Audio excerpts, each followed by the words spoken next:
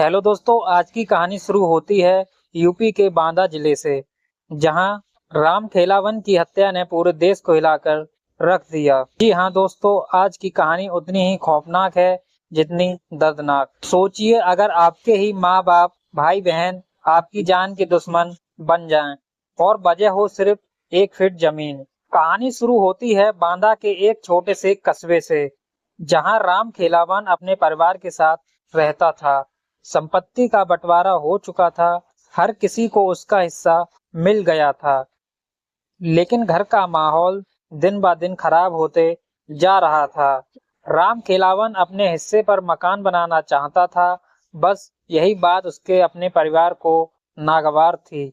माता पिता, भाई दीपक और बहन चंद्रकांता को लगता था कि राम खेलावन उनकी जगह पर कब्जा कर रहा है। हालांकि सच्चाई सिर्फ इतनी थी कि विवाद सिर्फ 1 फीट जमीन के हिस्से को लेकर था।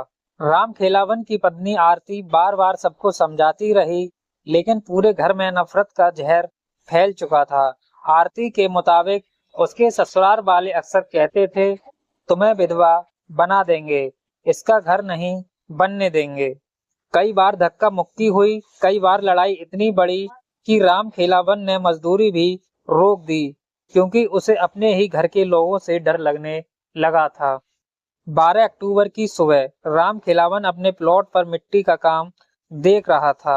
आरती अपने बच्चों के साथ घर में थी और तभी पूरा परिवार उसकी तरफ बढ़ा। सामने थे उसके पिता भोला यादव, माँ सुनीता, छोटा भाई दीपक और बहन चंद्रकांता।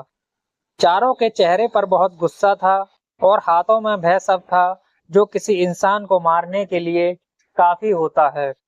राम खेलावन को समझ पाता उससे पहले ही हमला शुरू हो गया। कभी लाठी, कभी पत्थर, कभी मुक्के।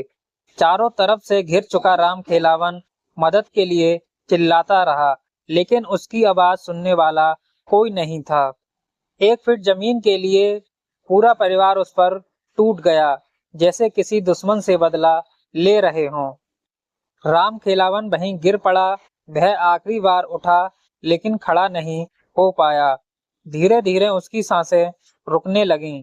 आरती दौड़कर पहुंची, लेकिन उसके सामने उसका पति मौत के साए में जा चुका था। उसके बच्चे अपने पिता को यूं तड़पते देखकर बस रो ही रहे थे।